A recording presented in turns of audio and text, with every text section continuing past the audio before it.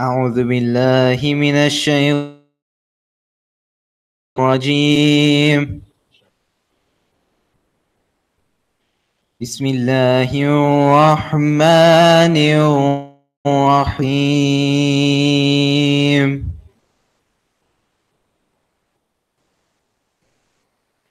ولقد خلقنا الإنسان ونعلم ما توسوس به نفسه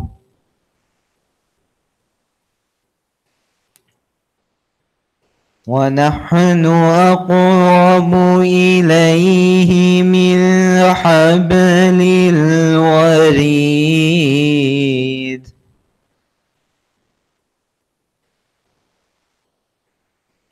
إذ يتلقى المتلقيان عن اليمين وعن الشمال قعيد.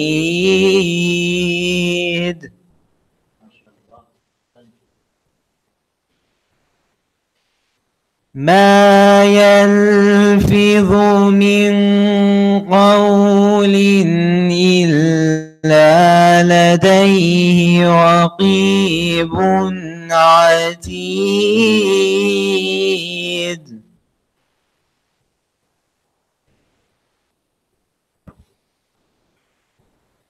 ولقد خلقنا الإنسان ونعلم ما توسوس به نفسه ونحن أقرب إليه من حبل الوريد.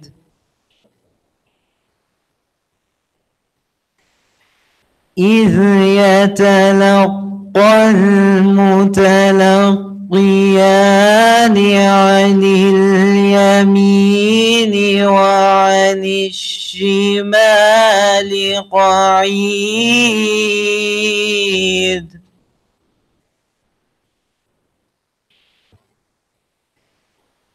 ما يلفظ من قول إلا لديه رقيب عتيد.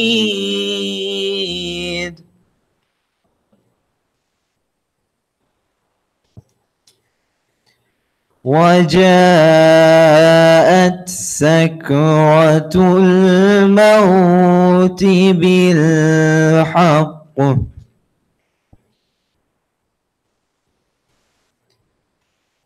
ذلك ما كنت منه تحيد ونفخ في الصور ذلك يوم الوعيد.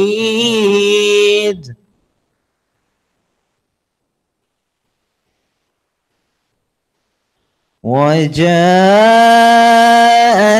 كل نفس معها سائق وشهيد. صدق الله العلي العظيم. صلوات.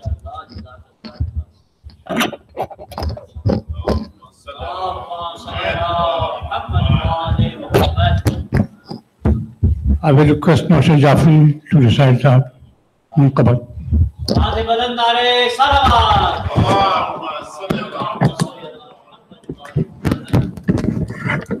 Muhammad wa Muhammad salawat.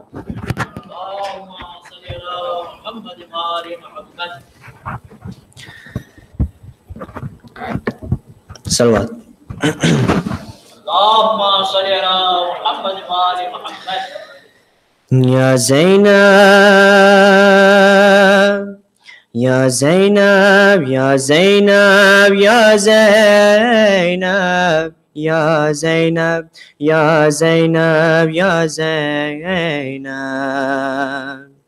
Ya Zainab, Siddiqa Sughra Zainab, Fasiha Baligha Zainab, Ya Zainab.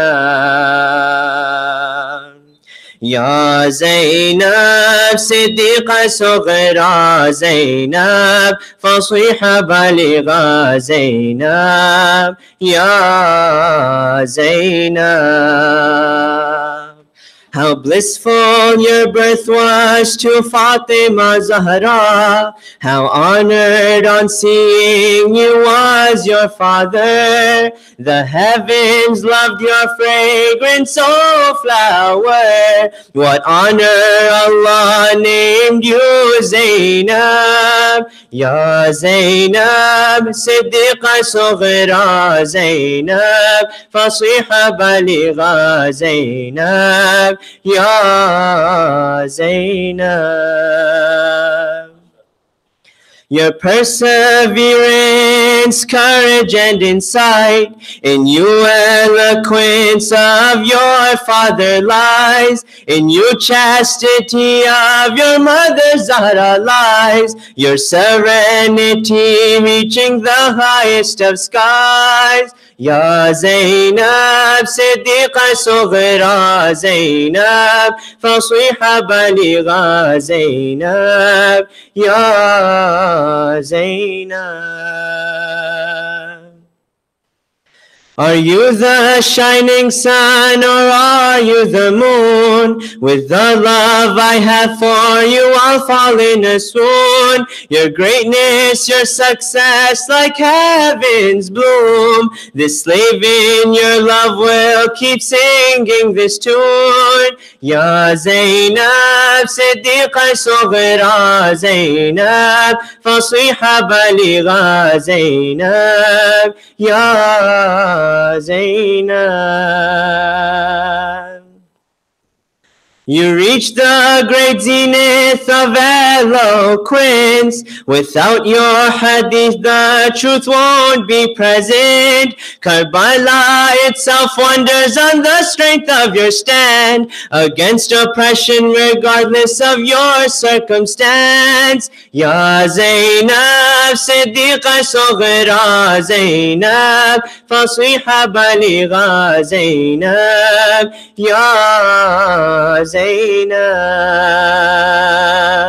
Ya Zainab, Ya Zainab, Ya Zainab, Ya Zainab, Ya Zainab, Ya Zainab. Salawat.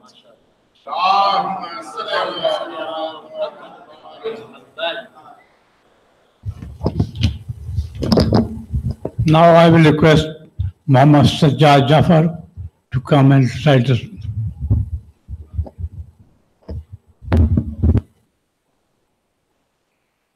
आवाज बुलंद नारे सलावत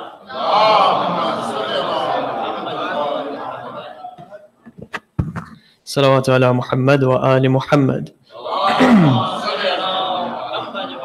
بسم الله الرحمن الرحيم. زينب بنت علي، زينب بنت علي، زينب بنت علي، زينب بنت علي، زينب بنت علي، زينب بنت علي، زينب بنت علي، زينب بنت علي، زينب بنت علي، زينب بنت علي. So you can all say it with me too. زينب بنت علي، زينب بنت علي، زينب بنت علي، زينب بنت علي، زينب بنت علي، Zainab bint Ali. I looked up toward heaven at night. A million stars entered my sight. I asked which of you is heaven's pride. They said the one who gave us our light. He's the messenger of Allah. The one you seek is named Mustafa. Zainab. Zainab bint Ali. Zainab. Zainab bint Ali. Zainab. Ali. Zainab bint Ali. Zainab bint Ali. Zainab. So I went searching for Mustafa, but then I realized I was lost. The star said you can still find your way by first finding that star named Hussein. But I'm still lost and I don't know why. And then each star started to cry. Zainab bint Ali. Zainab. Zainab bint Ali. Zainab bint Ali. Zainab. Zainab bint Ali. I want to hear everyone. Zainab bint Ali. Zainab bint Ali. Zainab. Zainab bint Ali. Zainab. Zainab bint Ali. Zainab. Zainab bint Ali. There is one star who'll show you the way, who shines brighter than even the day. And even if we all lose our light, then by herself she'll light up the sky. Her light shines bright and now I can see that star is Zainab bint Ali. Zainab bint Ali. Zainab. Zainab bint Ali. Zainab bint Ali. Zainab bint Ali. Zainab bint Ali. Zainab. Zainab bint Ali. Zainab. Zainab bint Ali. I looked up toward heaven at night. A million stars entered my sight. I asked which of you is heaven's pride. They said the one who gave us our light. He's the messenger of Allah. The one you seek, his name Mustafa. Zainab. Zainab bint Ali. Zainab. Zainab bint Ali. Zainab bint Ali. Zainab bint Ali. Zainab. Zainab bint Ali. So I went searching for Mustafa, but then I realized I was lost. The stars said you can still find your way by first finding that star named Hussein. But I'm still lost and I don't know why. And then each star started to cry. Zainab bint Ali. Zainab. Zainab bint Ali. Zainab bint Ali, Zainab. Zainab bint Ali, there is one star who'll show you the way, who shines brighter than even the day. And even if we all lose our light, then by herself she'll light up the sky. Her light shines bright, and now I can see that star is Zainab bint Ali, Zainab bint Ali, Zainab bint Ali, Zainab, Zainab bint Ali. Salawat ala Muhammad wa ali Muhammad.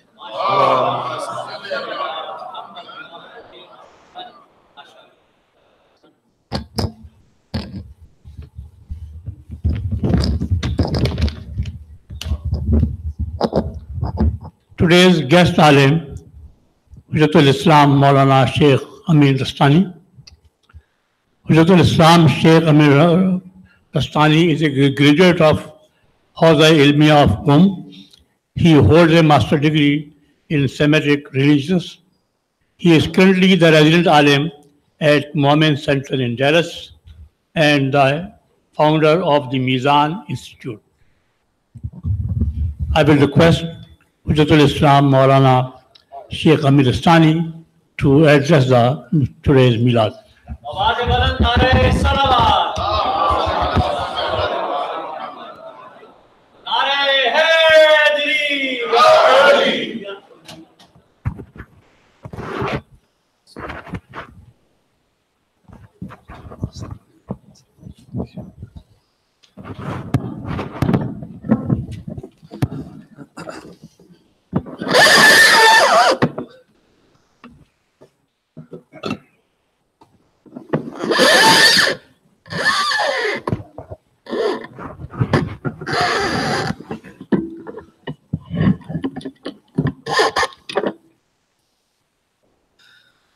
أعوذ بالله من الشيطان الرجيم بسم الله الرحمن الرحيم الحمد لله رب العالمين والصلاة والسلام على سيدنا ونبينا أبي القاسم المصطفى محمد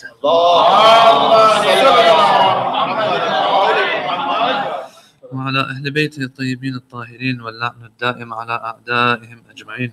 You can hear me, yes? People are always complaining about my soft voice. So, congratulations everybody on the Milad of Bibi Zainab alayha salam. Just a small, before I get into the topic, just a small, nice point regarding the Waladat of Bibi Zainab.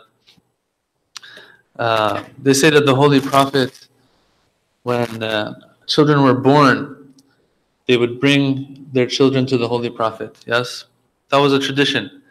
The Prophet would sit there, people would bring their children. Sometimes the Prophet, if not always, would give a name to that child, bless that child. There are two exceptions I want to mention tonight about this little law or rule or tradition that the Holy Prophet had that highlights how great Bibi Zainab's status was. The first exception was with a mal'oon. If everyone would bring their child to the Holy Prophet to be blessed by the Holy Prophet, there was one person that they brought to the Holy Prophet, and when they brought him to the Holy Prophet, the Prophet said, get this guy out of here. Al-Wazagh ibn al-Wazagh. Wazagh means like a toad. Now what the Prophet meant here, I don't know. But he says, this toad, son of toad, al-Mal'un ibn al-Mal'un. Who's he talking about? The same loser, of course, that we do la'nat on in Ziyarat Ashura, Alu Marwan. Marwan ibn al-Hakam, this child, when they brought him to the Holy Prophet, this is what he said. Yeah, it takes a lot of hard, bad work to become a mal'oon this much. That the Holy Prophet says this about him. That's one exception, but we have the other side too. That when Bibi Zainab alayhi salam was born, what happened was, instead of the Prophet waiting for them to bring Bibi Zainab to him, he broke this tradition again. What did he do? We all know. They say that he got up, he went to the home of Lady Fatima Zahra alayhi salam and said, I want to see this child. Sallu ala Muhammad wa alihi. Which brings me to the quality, one of the qualities of Bibi Zainab. I want to talk about tonight, especially for the younger guys.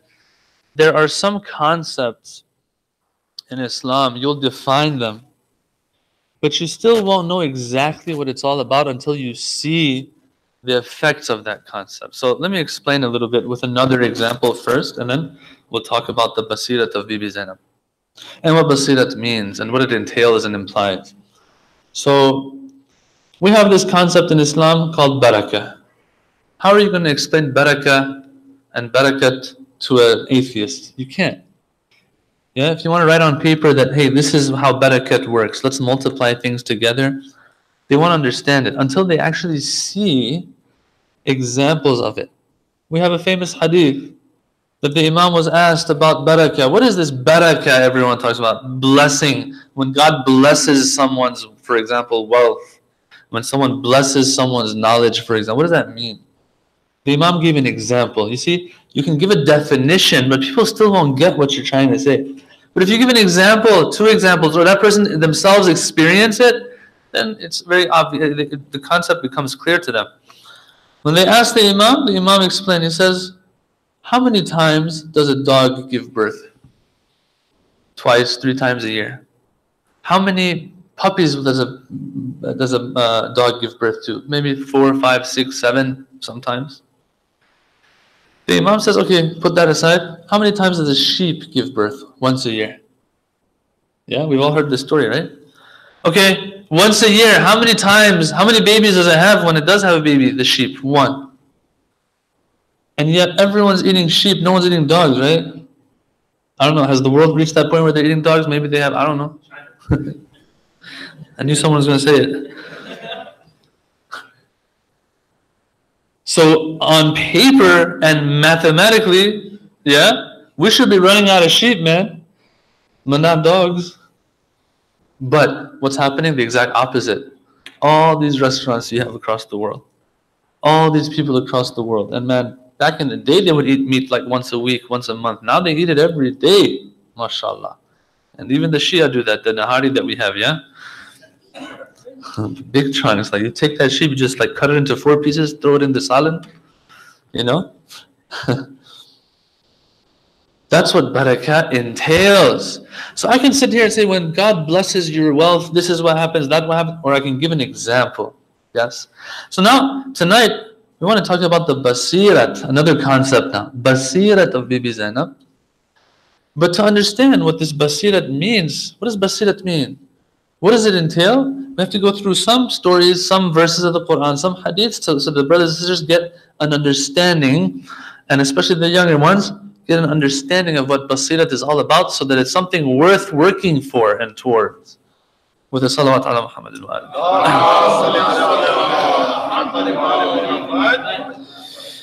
In the Quran, we all know that the Holy Prophet is the highest Prophet of God, but the Prophet is addressed in the Quran.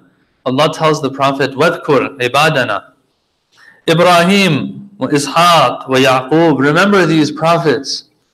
O Prophet of Allah, you're the highest, but they're worthy of remembrance. Why?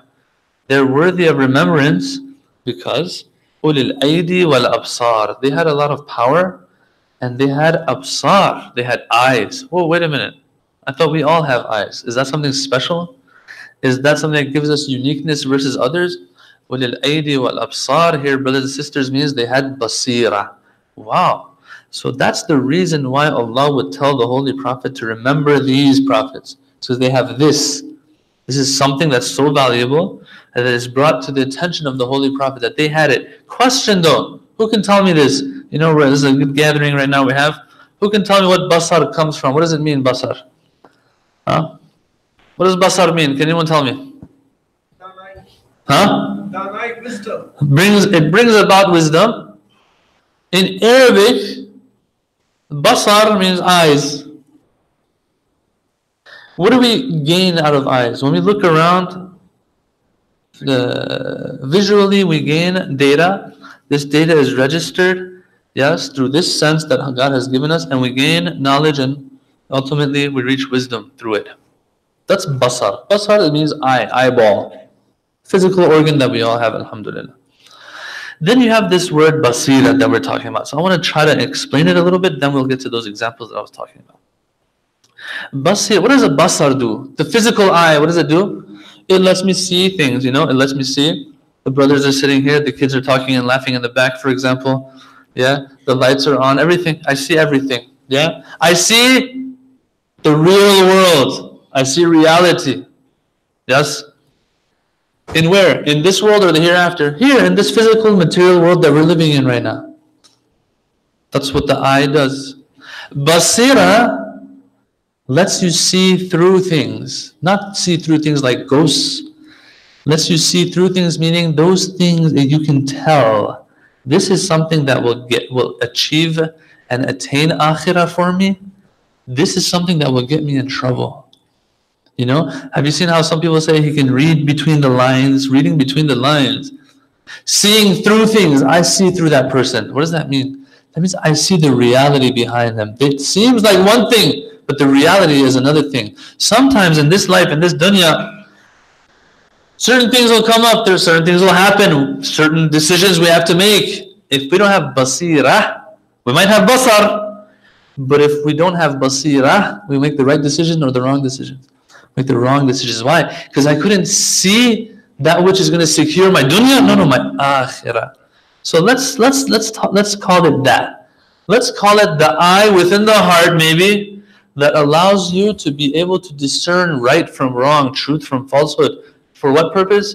To secure your akhirah, to make the best decision. Now sometimes a person who doesn't have basira, they lose their akhirah as a result. Sometimes no, they won't lose their akhirah, but they miss out on a lot of sawab. They miss out on a lot of good things that could have given them a better akhirah. So basira at the end of the day is something super important, to the extent that Imam Ali alayhi salatu wassalam, he says فَقْدُ الْبَصَرِ أَهْوَنُ عَلَيَّ أَهْوَنُ مِنْ فَقْدِ الْبَصِيرَةِ. He says, hey, I can live without eyeballs, but I cannot live without basirat. When you don't have eyes, what happens? Okay, you don't see stuff that's happening around you. You live your life, it's not going to be easy. This life of 50, 60, 70, 100 years, that's for normal people. Maulanas, we're going to live forever, right? I feel like I'm going to live forever. That's something that Allah has given all of us, right? We all feel that everyone else is going to die. I'm going to be alive forever, right? It's interesting how Allah has created us. Anyway, jokes aside, he says, this 50, 60, 100 years is going to end, right? I can stand that, not being able to see around me. But I can't stand not being able to live my akhirah the way I want. Eternity we're talking about here. فَقْدُ الْبَصَرِ أَهْوَنْ مِنْ فَقْدِ الْبَصِيرَةِ. If I don't have eyes, it's fine. Because the worst case, I don't have this dunya, which is not easy, of course. I'm saying this, I would be the first one who would complain if I didn't have eyes. But if I don't have basira, he says, though, I can't stand that. Why? Because we're talking about akhirah here. And that's what makes Imam Ali so awesome in Nahj al-Balagha. He's always reminding us of the akhirah versus the dunya. He's saying, hey, this dunya is not worth anything for me. Don't sacrifice your akhirah for this dunya. Again and again and again. He keeps saying that in Nahj al-Balagha. فَقْدُ الْبَصَرِ أَهْوَنُ مِنْ فَقْدِ الْبَصِيرَةِ. Let me give you guys an example now. Some of those examples that I was talking about. Some of those hadiths and stories of what the implications of having this basira are. One of the companions of our imams, his name is Abu Basir, father of sight, let's say. You know why they would call him that? He was blind, actually. One of the greatest companions of the imams. And from what I remember, it was Imam al-Sadiq, alayhi salatu wasalam, that in a hadith that we have, he says, he gives him his eyesight for a little bit. In this story, they're in Hajj, and there's a lot of Hujjaj. And the Imam gives him his eyesight for a little bit. He says, look around. He says, you see all of these hujjaj? He says, Ma akthar al-hajij. Look at all the hujjaj. And look at all the, Ma akthar al-dajij. Look at all of the people calling out. Look at all the calls to Allah that are happening. Ma akthar al-hajij or al-dajij wa aqall al-hajij. But look, real hajis are very few in these people. The Imam shows them. And then the story goes on. The point being this part. Imam Ali said, Faqdul basar ahwan min faqdul basira. Not having eyes is easier than not having basira. This Abu Basir, the Imam tells him, I can leave you with your eyesight now that you got it. I can leave you. But I just want you to know that there's a very high rank for you in Jannah as a result of the fact that you couldn't see. The more hardship in this life, it's not something we do dua for necessarily. Like, oh Allah, take my eyesight. No, you got to get checked, man. It's not something you do dua for. It'll come anyway. That's what the material world comes at us with its hardships and challenges. But if we are challenged with certain hardships in life, Allah gives in return in the Yawm al-Qiyamah. Yeah. To the extent that some hadiths say that people, when they see what's being given to those who went through hardship in this life, what do they say? They say, oh Allah, we wish we had been cut up by scissors in the dunya. If this is what you're giving. Anyway, this Abu Basir, it's not easy. He doesn't have eyesight. The Imam tells him, you have a high rank as a result of this. I can give you your eyesight back and just leave it the way it is, but you'll miss out on that. What does Abu Basir say? He's Abu Basir. He has basira. He has that basira. He says, okay, look, if it's my akhirah we're talking about, I want to get the most out of my akhirah. So no, I don't want it. And the Imam takes it. That's his test. That's his thing. Not me and you, brothers and sisters. Just a story to let us know what basira entails. Making the right decisions. Looking at the future rather than the present only. Yeah? Right now, this corporate world and corporate America that we live in, what is it telling us? The now. Instant gratification. That's all that matters. That's the exact opposite of what the prophets taught. The prophet said, go a little hard on yourself here. It's worth it because you'll get the rewards later. Multifold. Exponentially higher. Another story. You see, this is what basira entails. And then we'll talk about LadyZainab a little bit. Another story. There's a person by the name of Al-Makfuf, Harun Al-Makfuf. Al-Makfuf also means the one who doesn't have eyes, that can't see. This story, I love this story. This one's also famous. You might have heard it. Basira, if a person has enough of it, even in this dunya, they can tell things apart. It's not just about akhirah. This story goes like this. It says, دخلت المسجد مع أبي جعفر. One of the ashab, he enters the masjid with Imam al-Baqir alayhi salatu wassalam.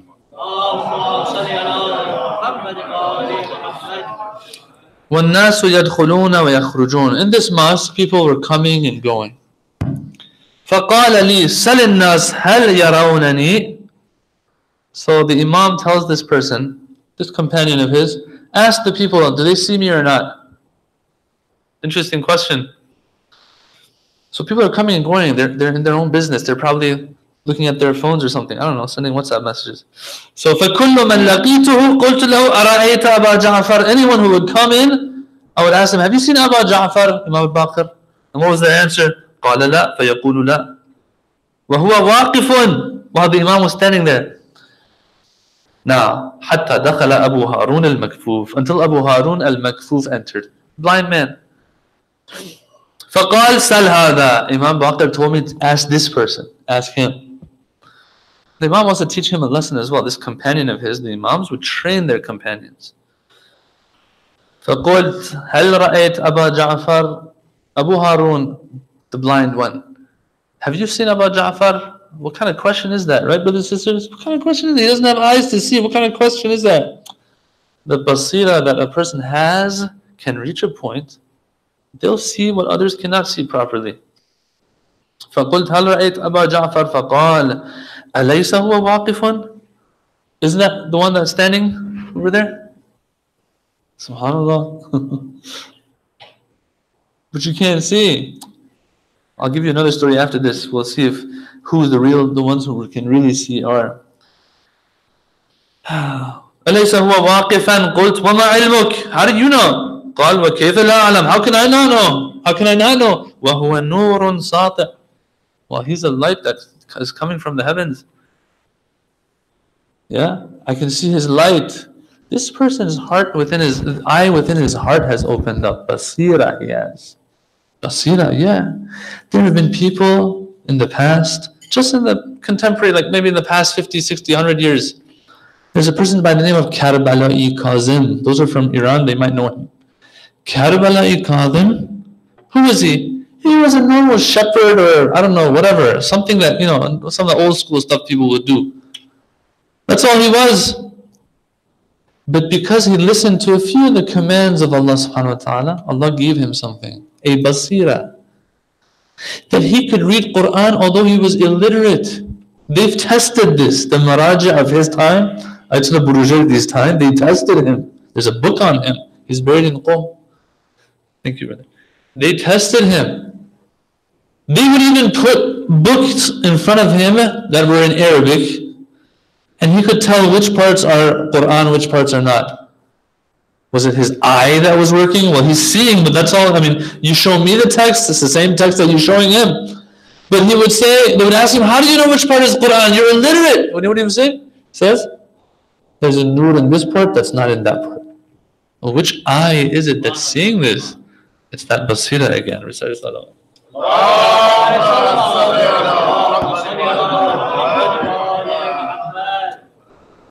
You put that book in front of me. There's this joke that they say. The guy got into a fight with an Arab, and the Arab said something bad to him in Arabic, and the other guy started laughing because he didn't understand Arabic. They're like, why are you laughing? He's like saying bad stuff to you. He's like, no, he's reciting Quran to me.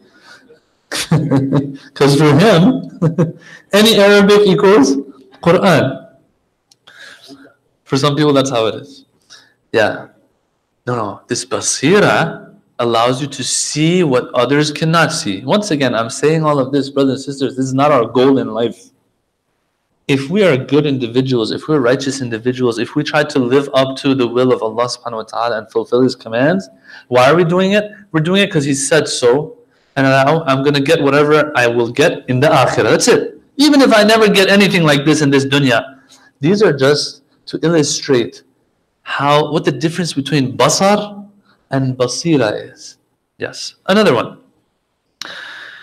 Basira, Hazrat Abbas alayhi salatu wasalam. Yeah, let's talk about him a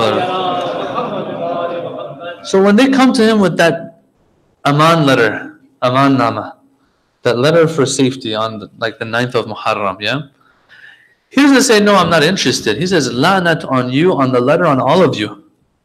This also stems from his basira. Why? Because when a letter like this comes, this letter is not just any other letter. This is what divides him from Jannah and Jahannam. He has the basira to be able to tell. So he says, la'nat on this letter, because this is going to hurt my akhirah. This is the exact opposite of what a person like Umar ibn Sa'd did. Umar ibn Sa'd, he didn't have the basira, because throughout his life, the dude is partying, right? So you can't expect to party all your life, and then when the time comes for a big test, to pass that test. I'm sorry. You can't expect to go on a stage, on a weightlifting stage, and to be able to lift a heavy weight while you haven't been lifting the little weights throughout your life. All these little wajib and harams that Allah has put in our lives every day, if we don't practice when it comes to them, something I'm not supposed to look at, look away. Something I'm supposed to bottle up and not say at home because my wife got on my nerves, you know what I'm talking about. We've all been there, done that. Bottle it up instead of saying something abusive. It's bitter. But that's training. So that when a bigger test comes, I have already given myself this spiritual muscle memory to go against what I like, to go out of my comfort zone. This basira doesn't come overnight.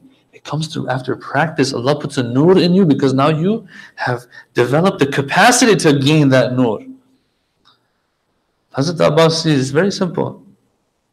Not only Hazrat Abbas had basira, I want to read something to you about his mother, Baneen, also, to show once again and illustrate what basira entails. So it says, there's a great alim by the name of Ma'baqani. He says in his book, Tanqih al-Maqal, he says, Awladuha al-Arba'a. He says she has 4 sons. And this is what she said. that she asked, what happened to Imam Hussein after Karbala when they came back? They told her, your sons became shaheed.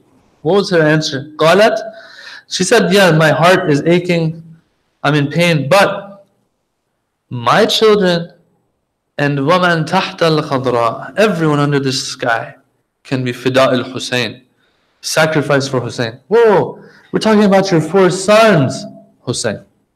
Do you know what happened to your sons? Hussein. Everything they tell her, Hussein. Why? Basira. Basira. To understand that this is an imam we're talking about. That's why Mama Ghani goes on. He says, فَإِنَّ عُلْقَتَهَا بِالْحُسَيْنِ, this connection that she had to Hussein, لَيْسَ إِلَّا لِإِمَامَتِهِ, it was only because he was the imam of the time. A person who understands what imamah is all about will understand that who cares if the whole world is sacrificed? What happened to my imam? Yeah. Then there's people who are the exact opposite. But it takes work, brothers and sisters. It takes a lot of work. It's her basira that causes her to ask about Imam Hussein first. Now another story about another one of the companions of the Imams, Abu Hamza al-Thumali. Yes? We've all heard his name, right? We don't like to hear his name. Who can tell me why? Yeah? Because the dua is so long, man. But I'm not going to lie to you, that dua is a beautiful dua. Some places they read maybe 2 pages a night in their centers, for example. The easier dua is dua Joshan, yeah? On the nights of Qadr. You know, it has a pattern, it repeats and stuff. But there are some lofty concepts in this dua of Abu Hamza al-Thumali. Anyway, this great companion of our Imams, someone says that, I don't want to mention his name, I don't want to confuse you a lot with names. That they entered, he says, this person says, I entered Kufa. I went for ziyarat of Amir al-Mu'mineen. And then I noticed that there's people surrounding somebody, asking questions and so on. رَأَى فِي نَاحِيَةٍ رَجُلًا وَحَوْلَهُ جَمَاعَةً. There's a jama'ah around him. So he says, after he did his ziyarah, he went and he found that these are Shi'atan fuqaha. These people who are surrounding that one individual, they are all Shia and they're fuqaha. Isn't that great? A Shia, that's a faqih. Now faqih in those days, what it meant was a person that knows their religion properly. How many of our people today are reading? I don't know. How many of our people are asking questions? Yeah? We're really lacking when it comes to the educational aspect. And this basira, one of those things that gives you this basira is to really educate yourselves regarding the religion. It's today, so now I'm not talking about the brothers here or sisters here, I'm talking in general. There are some communities that you notice that the people, they don't like books even. Why? Because over the years, they've developed a cultural Islam. Not an Islam that stems from scholarship. And now, because they know that in these books, there are things in there that might go against my way of, the way I look at Shiaism. These books are bad. But these are the books, this is where it all came from. Why are you going to take one part of the book, but the other part you're not going to take? Isn't it the job of the scholars? And when I say scholars, I'm not talking about me sitting up here lecturing. I'm a lecturer. Yeah? I was there for a long time in Qom, but when I was leaving, I felt like really, and I'm honestly saying this, I really felt like I don't know anything. Scholars, I'm talking about the grades. Nowadays, our scholars, they're afraid to speak because the people don't want to listen. Even in the past, there have been people, not a normal sheikh, a grand marja says what you're doing is wrong. This practice that you have during certain times of the year is wrong. You know what their answer was? Their answer was 364 days of the year we will follow you, O marja. But one day of the year we won't follow you, we'll follow Imam Hussein. That was their answer. Well, we have to understand what marja'iyya means. If we understand what marja'iyya means, that means that if we understand it properly, what it means is that one day, as a matter of fact, Imam Hussein is watching you to see how you're going to act. Are you going to act according to the marja or not according to the marja? This is like a story from Ayatollah Burjali's time. The people had actually said that to him.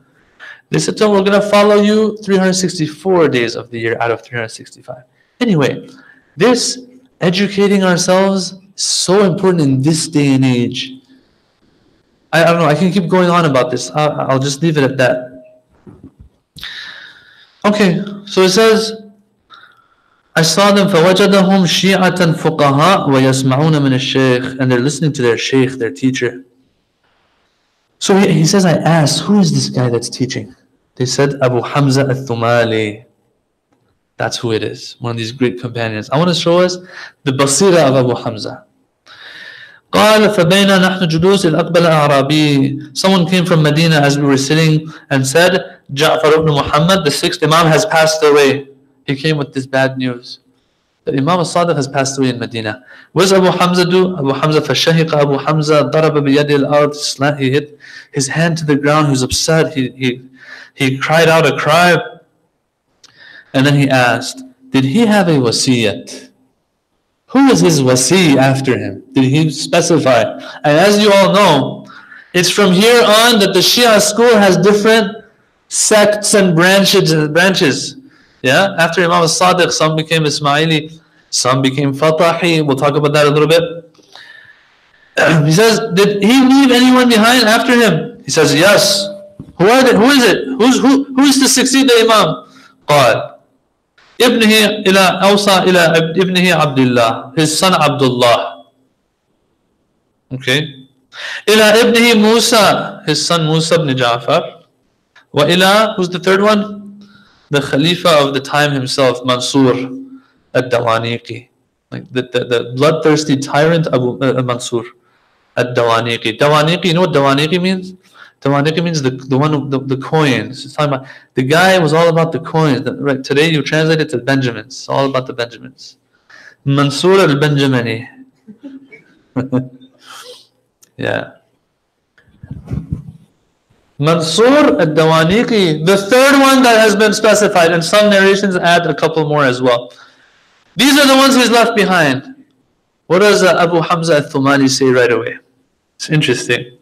فَقَالَ أَبُو حَمْزَةَ الْحَمْدُ لِلَّهِ الَّذِي. Whoa, wait a minute. You know what just happened, Abu Hamza? There are 3 successors, man, and they're not all the best that you could ask for. He says, Alhamdulillah alladhi lam yudillana. Thank all praises to Allah who didn't misguide us. دل على الصغير ومن على الكبير وستر الأمر العظيم. He says a few lines. Later on, when there aren't too many people around, this individual says, I went and asked him, why did you thank Allah? What did you mean when you said those lines? Explain to me. He says, it's very clear. He brought the old one. The old one in those 3 was Abdullah. Abdullah was the older brother of Imam Kazim alayhi salam. Yeah? Abdullah al-Aftah, they call him. He had an illness. They say he died like 70 days after Imam Sadiq. So he didn't survive long after his father. Yeah? But a lot of people went to him because he's the older son. He's the older son. They went to him and they said, you're Imam. And what's interesting is he accepted it. So some Shia had tested him and they got the wrong answers from him. That's what the Shia would do back then. They would ask the Imam certain questions to see if he's really Imam or not, the next Imam. Anyway, Abu Hamza says, look, it's very simple. He mentioned the older brother, but then mentioned the younger one next to him. If the older brother was to be Khalifa, there's no point. Not Khalifa, Imam. There's no point in mentioning the younger one. When you bring the younger one into the equation, that shows that there's a problem with the older one. And Mansur al-Dawaniqi, we know all about him anyway. The guy's a tyrant anyway. He's a walking Jahannam, you know. So of course he's not going to be Imam. Very simple. Very simple. This person, this is what happens when someone has basira. They can tell what the religion wants from them. But how do we attain that? How is that attained? Brothers and sisters, you and me, we don't have those huge tests like people in the past did. People in the past were tested huge. Why? Because they had access to the Imams. They had access to the Prophet. But since they didn't have basira, the guy is sitting next to the Prophet and he's stretching his feet out in front of the Prophet. Bro, what's wrong with you? This is a prophet we're talking about here. The guy not only didn't have basira, he didn't have no brains even. Allah hasn't even given him that much. Just because I see an imam doesn't mean I'm on the right track. Just because I lived next to the Prophet, you know what I'm getting at, right? Just because I live next to the Prophet, or I'm the son-in-law of the Prophet, or the father-in-law of the Prophet, those aren't going to cut it. How much basira do you have? That's why you and I, who sometimes might get frustrated because of all the bad stuff that's happening in life, all the bad stuff that's happening in the world, like, where is this 12th Imam? Man, those people had it good when their Imam was present. The answer is that, listen, hadiths tell us the answer. They say, your times are the best times. The time of ghaibah. Why? Because this is a time where if you're following an imam, there's a reason why you're following. Back then, he's seeing the imam, okay. He sees the Prophet. He's stretching his legs out in front of the Prophet. He doesn't even know what the Prophet is all about. But now in our day and age, the imam says this. He says, these people of the end of times, the Holy Prophet actually, the hadith is right, the Holy Prophet, he's telling Imam Ali, he tells them in the end of times, those people are the best people. They have the best iman. Why? Amanu bisawadin ala bayab. They believed as a result of black on white. What does that mean? Anyone take a guess? The reason why we have faith is because of black on white. Think about it while I drink my water.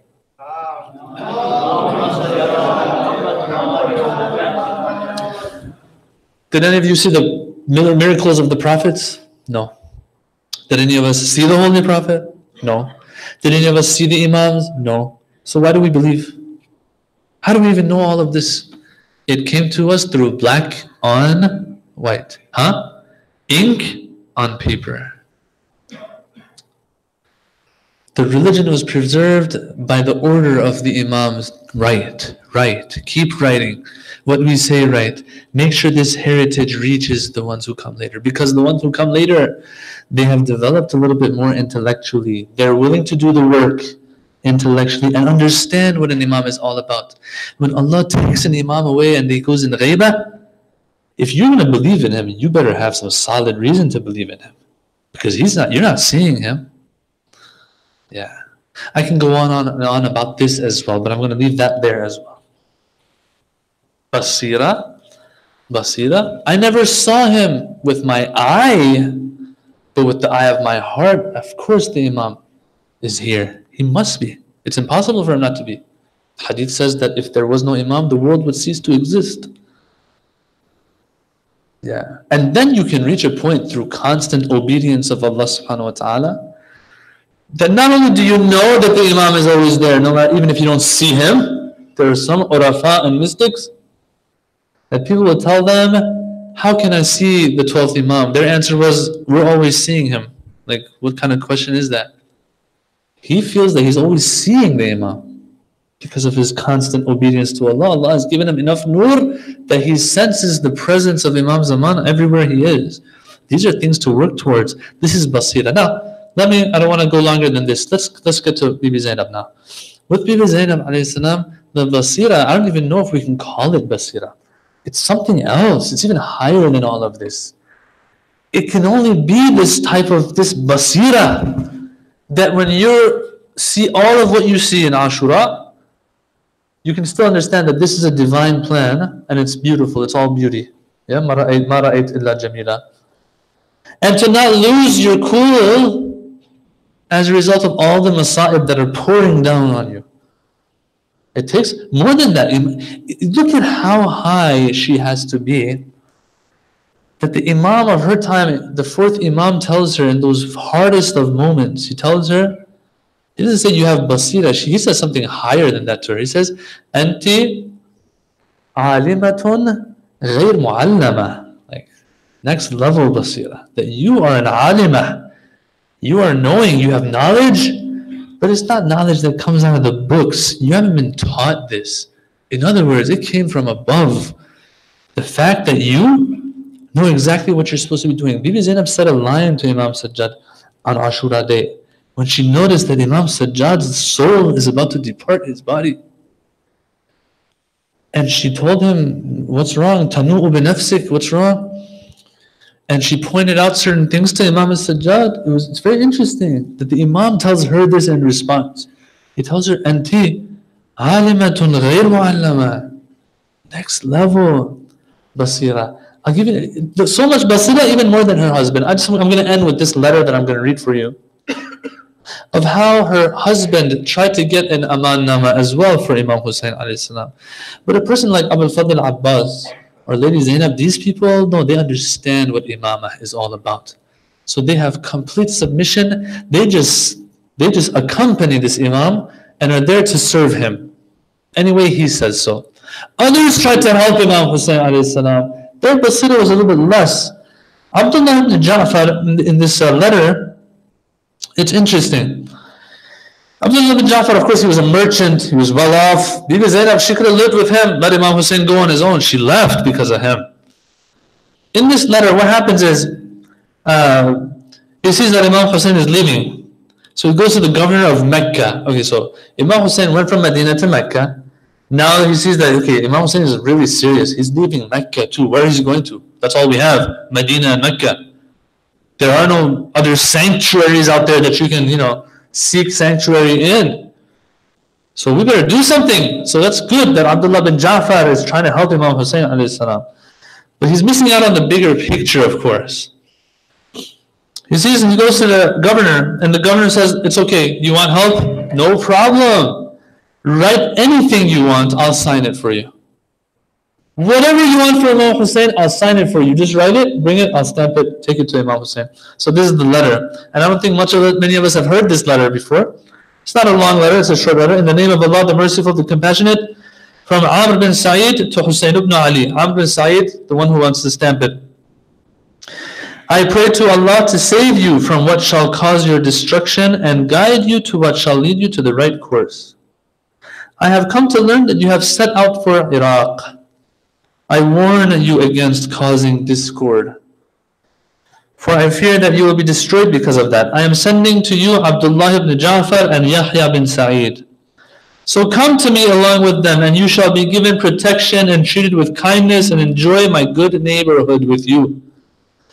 And I take Allah to be a witness, a guarantor, a guardian, and a protector for all I have said. So I am promising you. Right? Imam Hussein, don't go, they might hurt, you might get hurt. Here you can preserve your life. You're leaving Mecca because they want to assassinate you, right? Don't worry, I'll take care of that. I promise you. And Allah is my witness. What is Imam Hussein's response to this? Just to show that those who followed Imam Hussein with closed mouths, they had more basira. And Imam, what he's doing, the best you can do is ask him, okay, can you tell us what's going on? That's about it. Stop, don't do what you're doing. What you're doing is going to get you in trouble. This, that shows that there isn't that much basira yet to understand what imamah is all about. Bibi Zainab, tell me, how many times do you hear a hadith or a saying by Bibi Zainab from Medina to Karbala? I haven't heard any. Abul Fadl Abbas, how many have we heard? There's one that they attribute to him in Mecca, but I did the research on that. It comes from one book that we don't even know where that book is, the manuscript. Okay? Other than that, you don't have Abul Fadl Abbas saying anything. Ali Akbar, did he say anything from Medina to Karbala? No, he didn't say. Basira, during the time of Imam Hussein, dictates. Imam Hussein makes a decision. Closed. Just follow. Just follow. Ali Akbar, you have a few sayings by him. Like, for example, Imam Hussein wakes up, he says, I saw the dream. Ali Akbar says, what was the dream? Why are we on the right path or not? Imam says, yes, we are on the right path. He says, then I don't care about the rest. Basira. The Imam responds, Imam Hussein. He says, he who invites the people toward Allah, the Almighty, the Majestic, and does good and says, I am one of the Muslims, has not stood in opposition to Allah and His Messenger. In other words, this letter that you sent me, thank you. You're trying to do good. Good for you. May Allah accept. Indeed, you have invited me to your protection and kindness, but the best protection is the protection of Allah. I don't need your protection. So someone right here might stop Imam Hussein and say, but Imam Hussein, you saw how God didn't even protect you in Karbala. Imam Hussein will say, read the rest of the letter. Okay, we'll read the rest of the letter. He will never grant His protection on the day of judgment. Oh! What matters for Imam Hussein is the akhirah. Yes, if he can be protected in this life without him losing his akhirah, that's another story. But if he has to choose between them, protection in this dunya or protection in akhirah, which one is he going to choose? Choose the protection of the akhirah. See, he told us, continue the letter. He will never grant his protection on the day of judgment to one who does not fear him in this world. We therefore pray to Allah to confer on us his fear in this world so that it may earn us his protection on the day of judgment. If by your letter you were intending to show your kindness and benevolence towards me, then may Allah reward you in this world and the hereafter. Wassalam. Finished. Don't send me another letter. Imam Hussein wants to go somewhere. He wants to reach that destination that he wants to reach. Yes. So, basira, brothers, to wrap it all up, basira is a God-given thing. It's not something that I can attain, or just because I have eyes, I'll have that basira. Just because I have basar, I'll have basira too. No. It's more than that. It's a nur that Allah has to give us. For that, we have to have the container for it. Brothers and sisters, to have the container so that God can put that light in us. That container is the reason why we were created, is to be obedient servants of Allah. Finished. This is haram, I'm going to stay away from it. The Quran says, وَمَا خَلَقْتُ الْجِنَّ وَالْإِنسِ إِلَّا لِيَعْبُدُونَ. I want you to be my abd. Finished. An abd does ibadah. An abd listens to the amr of Allah, listens to the nahi and forbiddance of Allah. That's what an abd does. Be my abd, I'll take care of the rest. Be my abd, you'll have a container that I can put the light in. In tattaqullah, if you listen to me, Allah says in the Quran, يَجْعَلْ لَكُمْ فُرْقَانًا. Then I'll give you a furqan, which is a measuring stick through which you can tell right from wrong. This is basira. The importance of it, we saw the importance of it in the companions of the Imams, in Bibi Zainab, in al-Baneen, in all of these individuals. But with Bibi Zainab, it's at another level, to the point that the Imam of her time says that you have a divine knowledge that others don't even have. We pray to Allah subhanahu wa ta'ala to give us that tawfiq, to be obedient servants of His, because once we are, our dunya will be fixed and our akhirah will be fixed, inshaAllah ta'ala. And we also pray to Allah that He protects the shrine of Bibi Zainab, just like how He did in the past, and that it is safe from any harm in the future as well, inshaAllah. Wassalamu alaikum wa rahmatullah. Sallu ala Muhammadin wa ali Muhammad.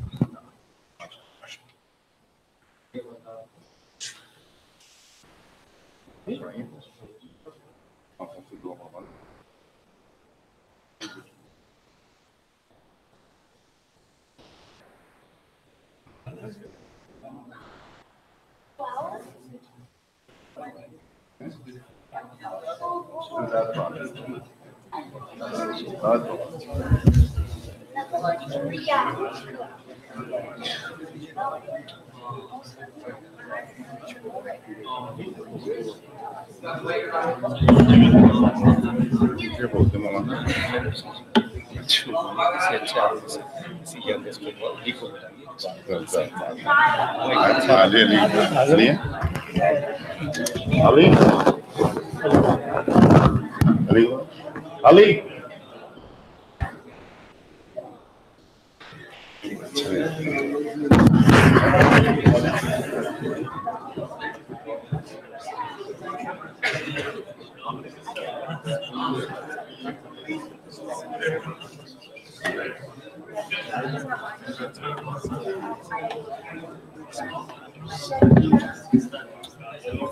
Let's hear aloud salawat.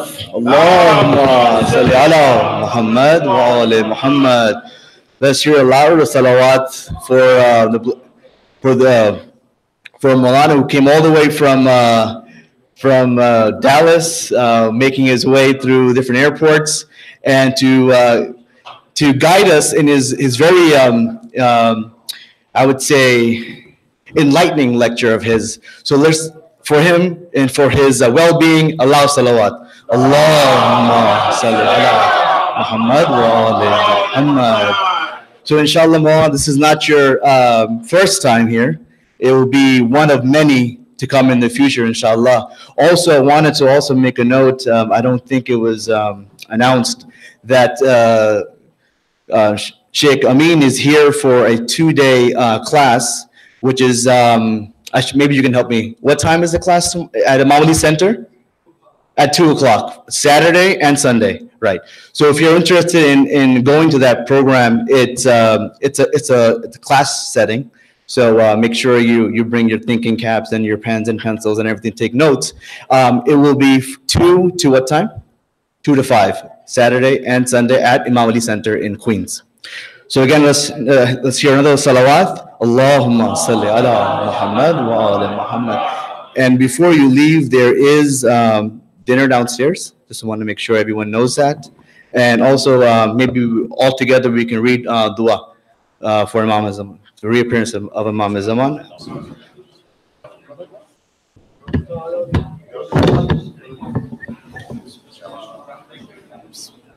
Bismillahirrahmanirrahim.